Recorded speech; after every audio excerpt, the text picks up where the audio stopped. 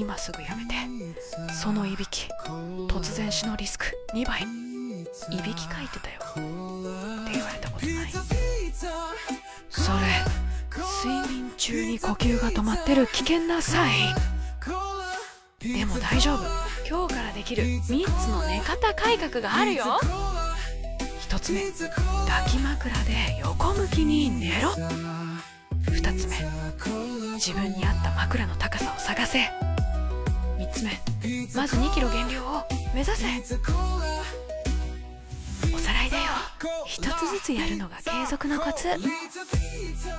いびきを指摘されたことがある人は放送